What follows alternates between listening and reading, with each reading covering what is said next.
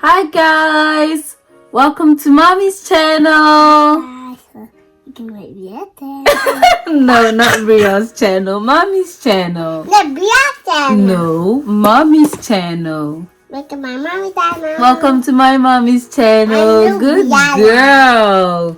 So now that you have been welcomed by my daughter, we're going to jump straight into this story time. So get you some popcorn or something because this is a long story. So this story is going to take place in 08, 09. So it took place in 08 and 09. So previously, by this time you guys know that I live in Belgium, and I had only dated like 2 people in Belgium, and I was like over it. I was like, I'm going to try long distance relationship and see if that's something for me. I thought I had discovered something, girl.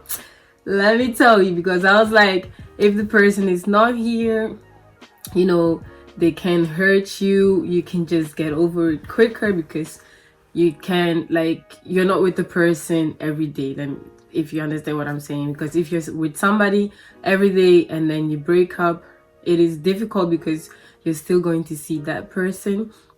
So your girl thought I have discovered something. So previous to that, I was in a relationship with somebody, and I found out that he had a whole nother relationship. The girlfriend found out that he was talking to me, so I was a side chick without knowing I was a side chick. So the girl contacted me and she was like, yeah, it's your name Diana, this is my boyfriend, da da da da. And I was like, oh, okay, sorry, I didn't know you guys were dating. So I ended that relationship because of that. And then I went into another relationship, and I thought, okay, me leaving that relationship, this was going to be a good one. But Lord knows, like a Ghanaian mom would say, from pie to fire. You know, I thought this was going to be it, but it wasn't. So I was in it, like the person lived in Ghana at that time. So we dated for, I think, 2-3 years, if I'm not mistaken. And the first year, everything was going great. Like, I didn't know him before we started dating. He knew my cousin because my cousin was dating his best friend at that time, and he saw my cousin talking to me on Facebook and took my contact without my cousin knowing about it, and he contacted me. So the thing was, I asked my cousin, is he a good guy, you know, can you tell me stuff about him? And she got real quiet, like there was something there that she couldn't, like she was withholding something, you know. But I didn't make anything of it. So fast forward, like we went to Ghana in, I think, 2009, 2010. Yeah, we went on vacation in Ghana with my sister, and that was when I met him for the first time. So even my sister got angry with me because we went on vacation and I wasn't making time for them. I was always with him at his house. You know, he was living alone at that time. And the first year, everything was okay. So the second year, I went to Ghana again. And then that is when the red flags started popping up. You know, I would hear stories about him not being faithful, but I didn't make anything of it. I was like, yeah. So in 2010, 11, like, I have heard enough. And you know, us ladies, it is a gift that God gave us. I don't know, if something is wrong, like, we just feel it in the core, you know, you catching the vibe? We just feel it. It's like, I knew something was wrong, but I couldn't, like, put my hand on it. So, like, back when I was in Ghana, like, there was some red flags, but back then, you know, when you're in love, you overlook some stuff and you don't make anything of it. But come to think of it now, it's like, hey, we've wasted love. Like, we've really, like, Jimmy Pa, like, the love that we wasted on people that was not deserving of it. Tight. So I will be with him in a taxi. So he introduced me to his parents. So I knew his parents. But the thing was, my mom went to Ghana, and I told him, okay, I know your parents, so maybe you can go and meet my mom. And he was always making an excuse about going to see my mom. And so my mom came back without meeting him, and I was really angry about that. But then, you know, he made up with some excuses, and then, yeah, we just forgot about it.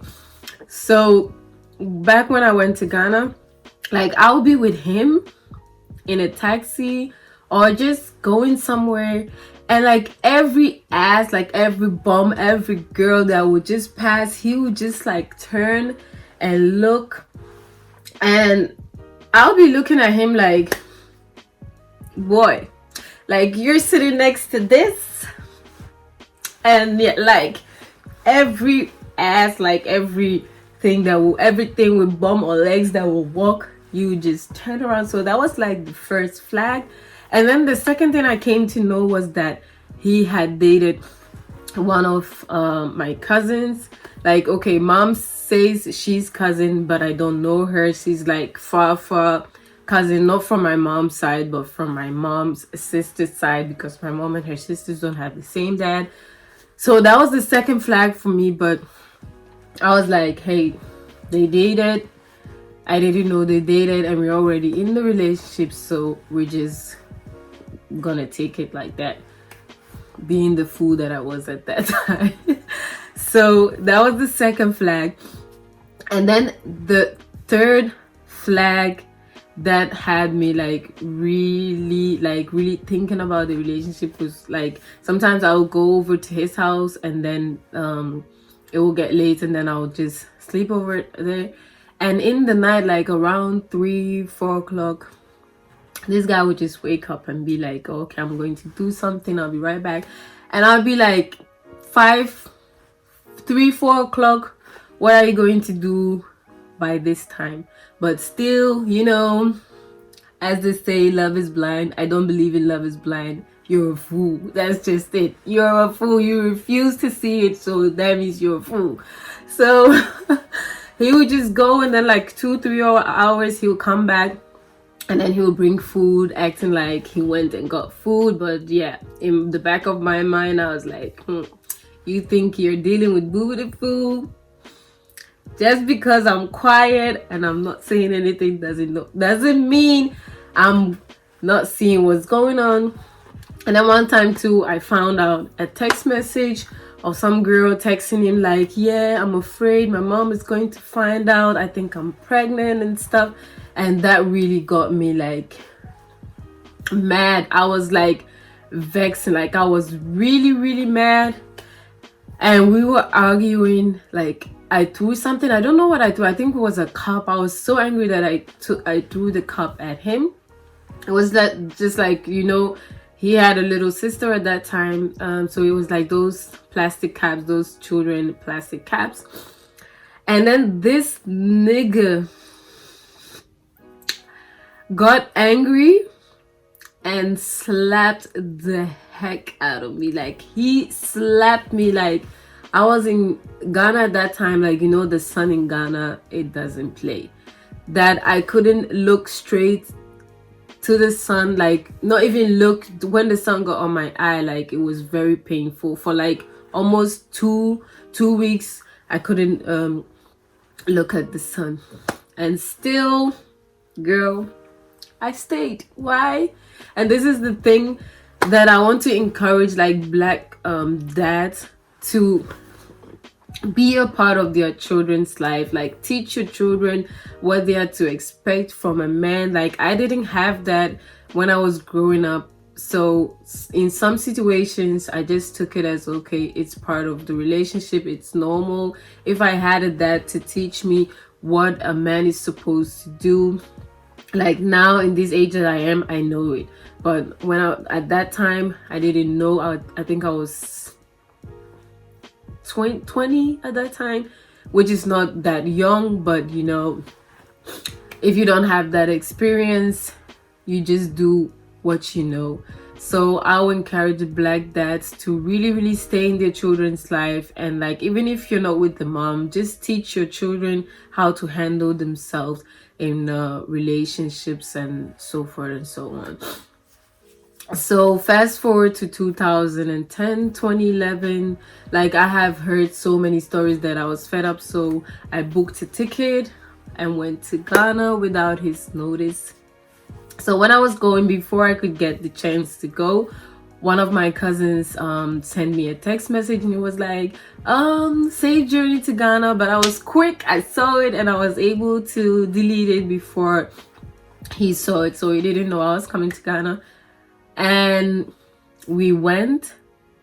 So like 2 to 3 days I was like there, and like the friend, sorry, that was dating my cousin at that time, was like giving me hints, you know. He was like, if I was you, I'll go at his house at this time, you know. His friend was like giving me, you know, hints, like, go there and like, you see, like, you'll find out something for yourself.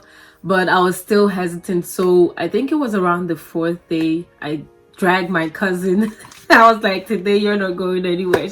She was my partner in crime at that time. I was like, you're going with me today. So we went to his house, and in Ghana, you know, they have these shops, and then at the top they will have like a restaurant with like a balcony. So we went and stood at the balcony, and when you're standing at the balcony, you can see like the compound of his house. So we were there spying him. He came outside to fetch like water from the pipe, and he went back inside, so I knew he was there. So when I went to Ghana, I still had my chip in my phone, and I had credit on it. So I called him. I was like, oh, what are you doing? He's like, I'm home, not doing anything. So I was like, okay. He was not lying. So we just stood there for like let's say 30 minutes. We went with a cab, and the cab driver had to wait for us for like 2 hours. Like, and in Ghana at night, mosquitoes, they don't play. I wanted to play detective. The mosquitoes, I was like wearing short shorts, you know, the mosquitoes was biting me everywhere. So I was like, I'm tired, let's go inside. So we decided to go inside, not knowing the gate in Ghana, because of thieves. They will build a house and then put like this fence around it, and it's like a gate that they make, but it is like, I think it's made out of steel or something. It is not easy to open it unless you jump over the gate. So we were there, and you know, my cousin, because her boyfriend cheated on her, so she has mastered the art of opening that gate from the outside. Like, I up to do this day, I don't know nobody that can do that. So even though the gate was locked, she was able to open it. You know, they will lock it upstairs, down, from the top down, and then they'll have this like lock that locks it in between as well. So that lock in between was not locked. So she was able to put her finger under the door and then open it, under the gate, open it, and we were able to get in. So we were there, and then we knocked, and his friend came to the door. He was like, the person is not here, so and so is not here. But in the back of my mind, I was like, boy, stop lying, because we've seen him. So he was talking to my cousin. They was like going back and forth. And you know, I'm little, like, I'm short. So by the time they were talking, I was able to just squeeze my way out there. And then I was inside their kitchen before the guy knew. So because of my cousin going back and forth with the person, like, he heard like the commotion, he heard it, and he wanted to come out. But before he was able to come out, my cousin was already inside the bedroom. Like, my cousin was shouting like, how dare you do my cousin like that? Like, she was faithful to you and you were doing that. So I wanted to go inside the room, but I was not able to go. And I saw the girl coming out, and she came out like walking like she was like walking like, look what I just did to you, man. So she was like walking, and my cousin just pulled her by the hair. I was like, girl, just leave her, because our problem is not with her, it's with him. So he was shouting, how dare you come into my house? He was not even embarrassed. How dare you come into my house at this time? I was like, the way he was talking crap, I was like, this was what I wanted to know. Now I know what was going on. So I just told my cousin, like, girl, come, let's bounce. So we just got back in the cab, and we went back to my cousin's house. So by this time, all of my cousins, my family members, they knew about it already, and they were like blowing up his phone, like even calling him, insulting him and stuff. So I told them to just quit it, because he's not worth it. And then the thing that like really hurt me was, I had a really good relationship with his parents, and then when this happened, like the stepmom like got to know, and she was like, yeah, but even if he did that, he's not married to you, you know. And I was like really taken aback. I was like, okay, you knew he was not married to me, but you knew we were in a relationship, like going towards that. So even if he has done something like that, you as a parent has to have like something better to say instead of saying those kind of things. So after that, the mom was trying to call me. I didn't pick up her phone. I was not trying to hear any nonsense that she had to say. So that was the relationship at that. And then afterwards, you know, as girls, he tried to apologize, say what he did was wrong, blah blah blah blah blah, you know how it goes. But I was not trying to have none of it.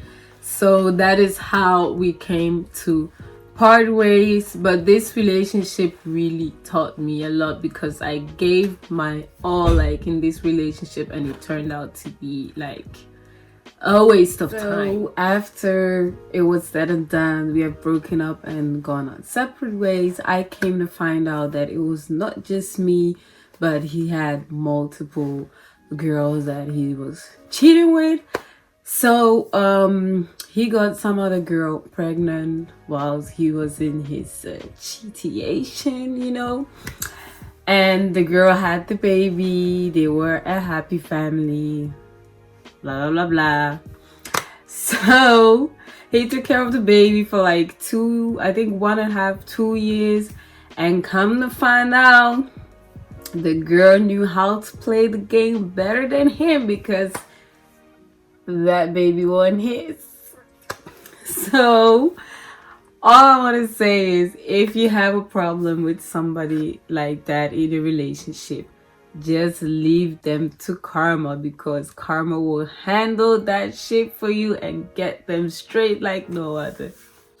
So yeah, what I want to say to like somebody asked me last time what I would say to my younger self and the relationship that I've been in the words of Ariana Grande, thank you, next. So that was it for this story time. Thank you guys so much for sticking around, and as always, coming to hear me blab and laugh and all over the place. In my view, I believe laughing is a remedy. Everybody who knows me knows I giggle and laugh all the time. So thank you guys. Don't forget to subscribe, hit the notification bell, and give this video a thumbs up. Like it, give it a thumbs up. If you don't, you're the cousin in the family or that family member that nobody likes. So thank you guys for watching. I'll see you guys in my next video. Bye guys.